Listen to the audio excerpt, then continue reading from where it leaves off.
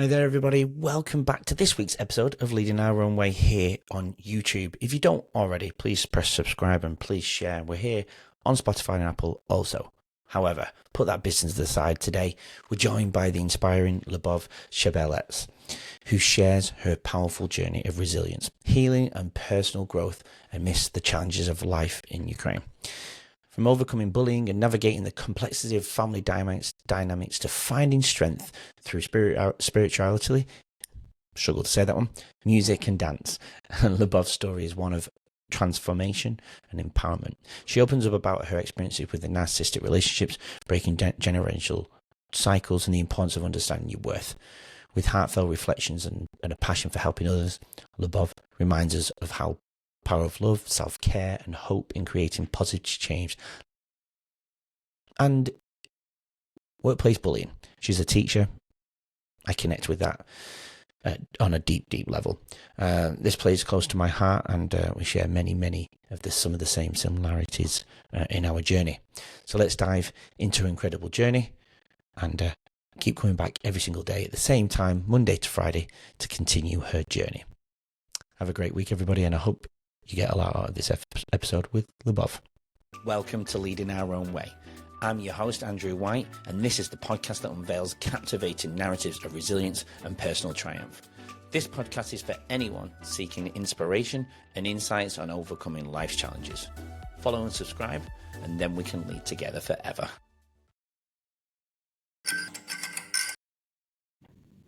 Welcome, Liubov Chebelets, to Leading Our Own Way. She's laughing at me. She's laughing at me on purpose because I've been practicing for the last 15 minutes her second name. But welcome to Liubov. How are you today? Hello, I'm fine. Thank you for having me here today. Absolutely, it's such an honor to have you here. But first of all, did I get it right? Did I get your name okay on that intro? Yeah, now I should pay you because you won the challenge. You spelled it right. I'm going to say it again because I like putting myself in uncomfortable situations. Liubov Chebelets. Yes, excellent. Oh, I nailed it. As you can tell, Liubov is from Ukraine. We're talking all the way from Ukraine. And how is it over there in Ukraine at the moment? If we are talking about weather, it is sunny today, and I feel very joyful. When we speak about war, I don't want to dig deeper in this topic because it is a painful experience, but I try to stay positive and hope for better.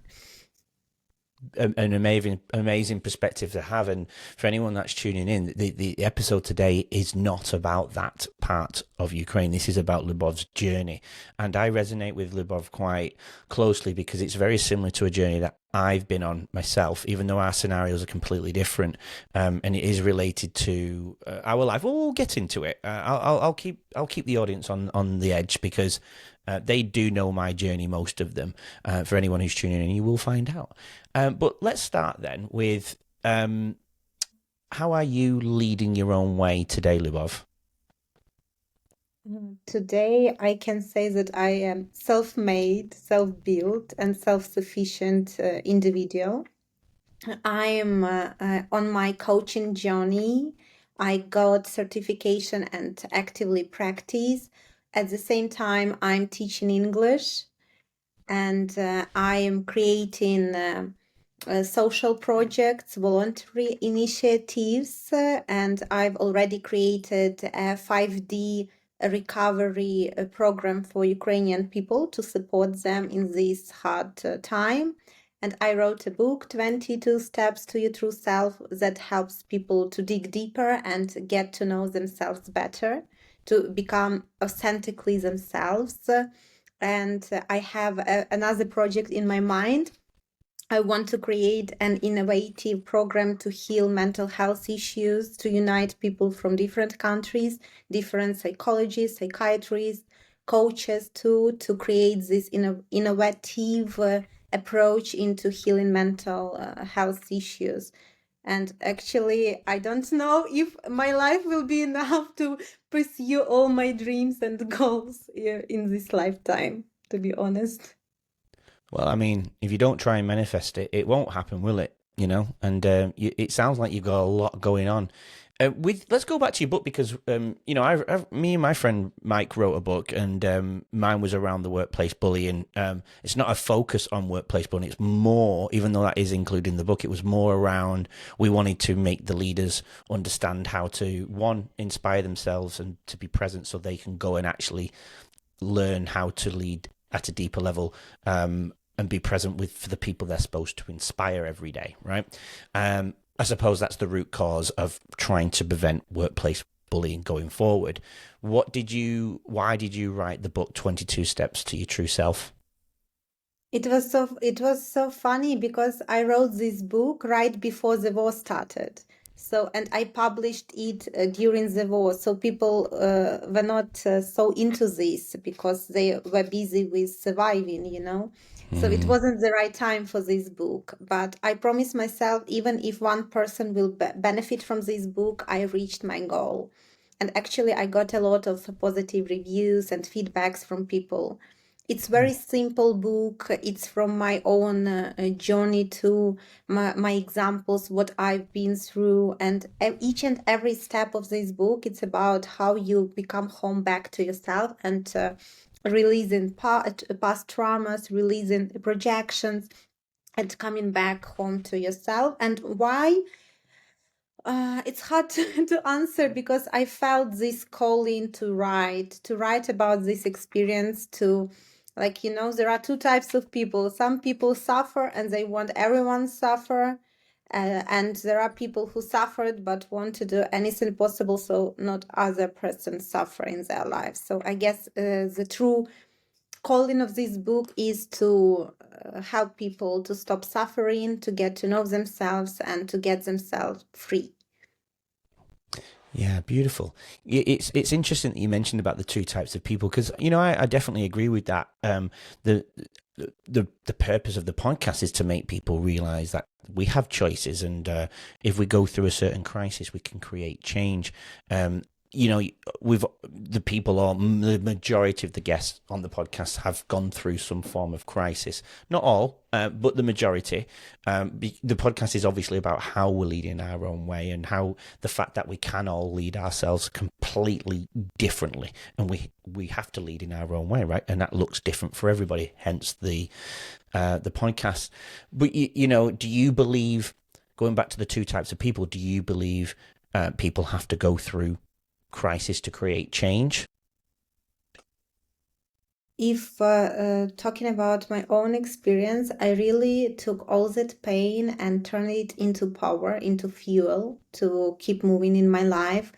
So all people, if you look back on successful stories of the biggest the most influential people on this planet, you will definitely see that all of them face some struggles, not minor, but major. And they didn't let life or circumstances broke them. They took that and created into power. So I believe that, this, I don't know, Japanese or Chinese saying, if you don't have struggles in your life, please go and buy them because they will teach you a lot, So probably from this perspective where I am now, I see it as blessing because I had enough, enough struggles and enough pain. So I guess that in that case, I was blessed with opportunities to grow. I shouldn't buy that, definitely.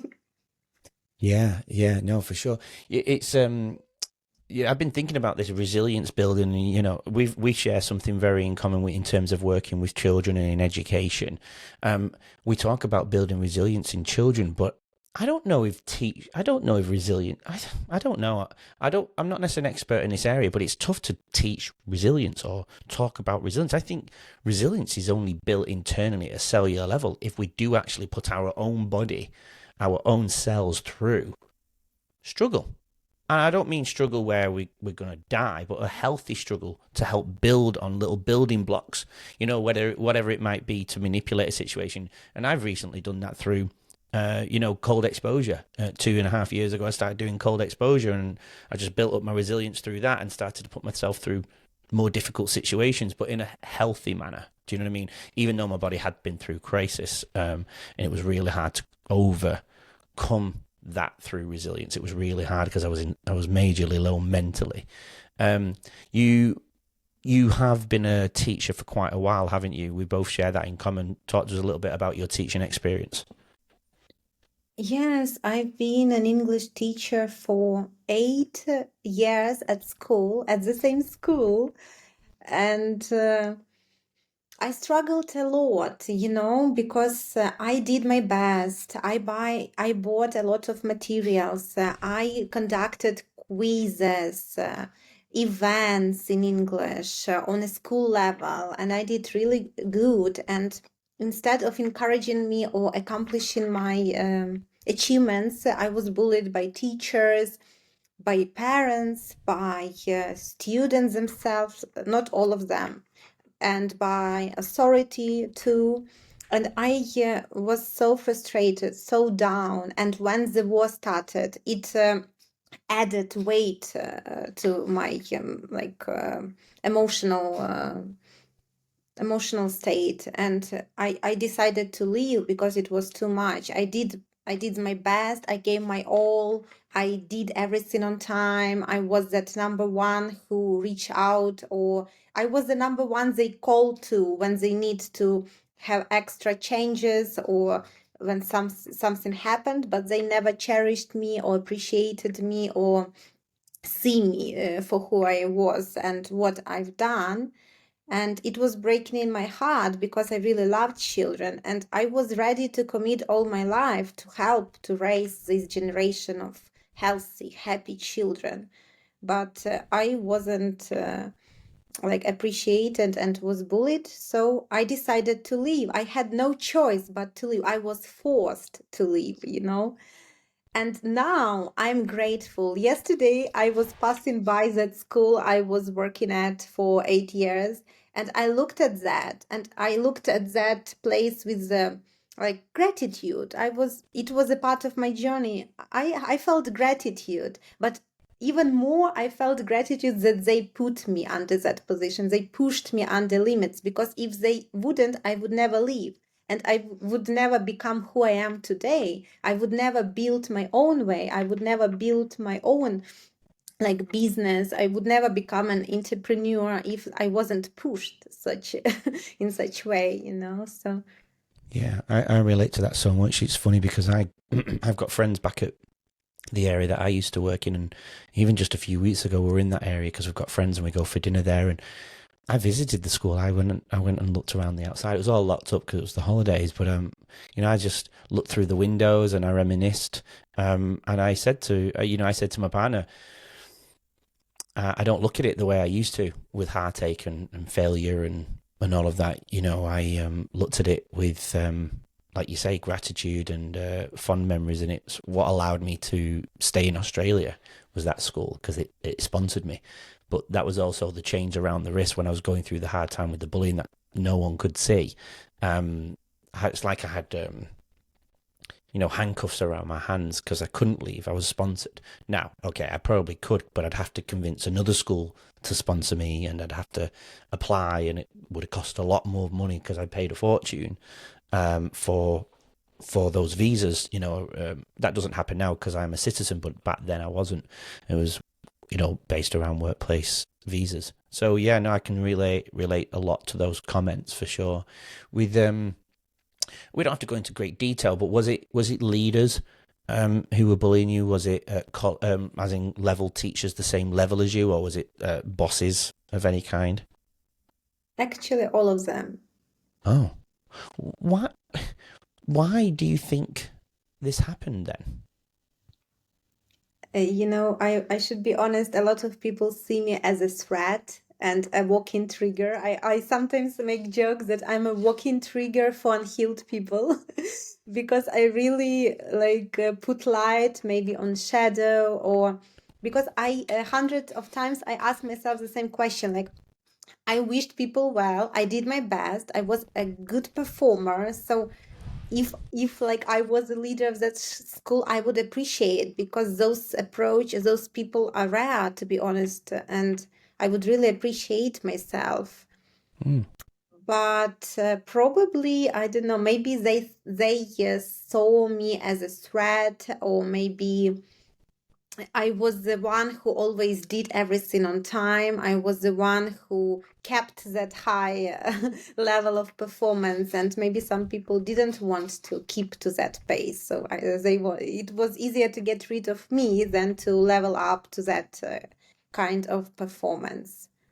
Yeah, it's textbook, isn't it? You know, people who are thriving, doing well, want to do well, and they don't have it within themselves to do the same.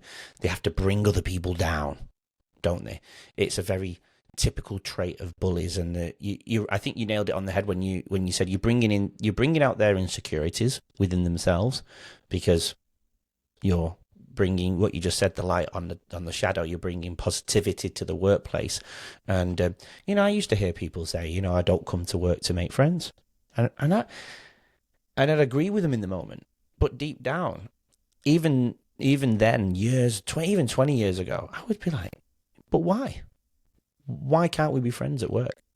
It's not that we have to have dinner every night, but why don't we want to come to work and actually connect with the people we're supposed to connect with? It's bizarre, isn't it? It's crazy. You mentioned we had a pre-chat back in December. You mentioned that you kind of fell into coaching. You came across it accidentally. Is that right? Join us tomorrow to hear more from today's incredible guests and learn valuable insights to help you lead your own way. Don't forget to subscribe. We'll see you then.